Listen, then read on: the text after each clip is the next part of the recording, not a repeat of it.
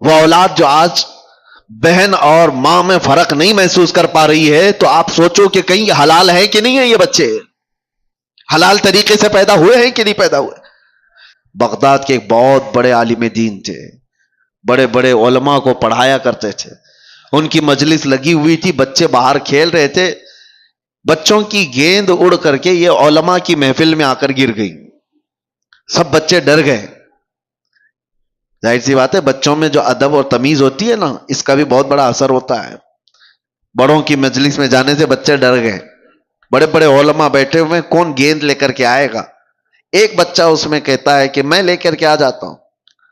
وہ بغیر خوف کیے ڈرے ہوئے سارے علماء کی گردنوں پر پھلانتے ہوئے ادھر ادھر پیر رکھتے ہوئے مجلس میں آیا اور بڑی بے حرمتی سے وہ گیند لے کر کے چلا گیا۔ وہ جو علماء کی مجلس تھی وہ چھوٹے عام لوگ نہیں تھے، وہ اولیاء وقت تھے۔ انہوں نے دیکھا اس بچے کو غور سے، وہ بچہ کوئی اور نہیں، جو استاد پڑھانے کے لیے بیٹھے ہوئے تھے ان کا ہی بیٹا تھا، جو سب سے بڑے عالم دین تھے ان کا بیٹا تھا۔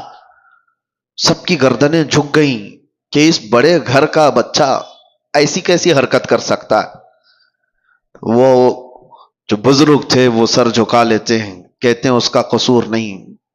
بات در حقیقت یہ ہے کہ جب ہماری شادی ہوئی اور ہم گھر آئے تو ہم 3 دن سے فاقہ میں تھے، گھر میں کھانے کو کوئی چیز نہیں تھی، میں اور میری بیوی فاقہ کر رہے تھے۔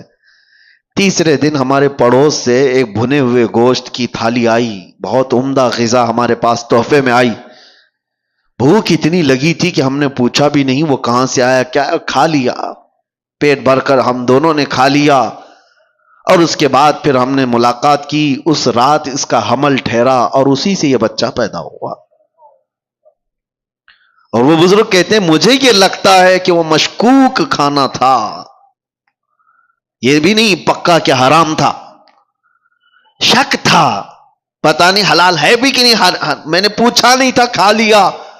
اور مجھے لگتا ہے اس کھانے کا، اس رزق کا اثر ہے کہ بچہ میرا بے ادب پیدا ہوا ہے۔ نسلوں پر بھی اس کا فرق پڑتا ہے۔ وہ اولاد جو آج بہن اور ماں میں فرق نہیں محسوس کر پا رہی ہے، تو آپ سوچو کہ کہیں یہ حلال ہے کہ نہیں ہے، یہ بچے حلال طریقے سے پیدا ہوئے ہیں کہ نہیں پیدا ہوئے۔ جو حلال نسل ہوتی ہے اس کے اندر ادب و تمیز لحاظ ہوا کرتا ہے۔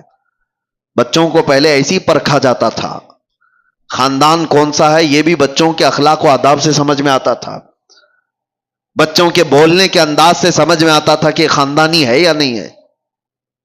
آج وہ ساری چیزیں ختم ہو گئی، سارے کے سارے ویسے ہی ہیں۔ بات کرو تو گالی کے لہجے سے بات کرو، چھوٹے چھوٹے سے بچوں کو سنا ہے کہ ماں بہنوں کی گالیاں دیتے ہیں۔ یہ کہاں سے ان کے اندر یہ چیزیں آئیں؟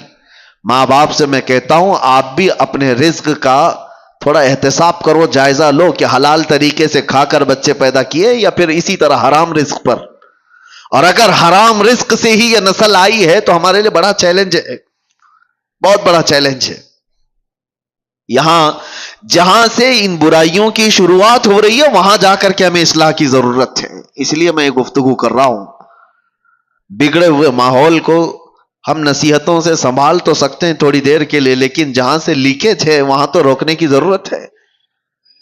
کہاں سے یہ لیکیج ہے، کہاں سے یہ چیزیں چل رہی ہیں؟ رزق سب سے پہلے، جسم کے اندر بے حیائی پیدا کرنے والی سب سے بڑی چیز اس کا رزق ہے۔ زبان جو لذتوں کی شکار ہے یہ شہوت ہے، کبھی اس کو آپ سیراب نہیں کر سکتے۔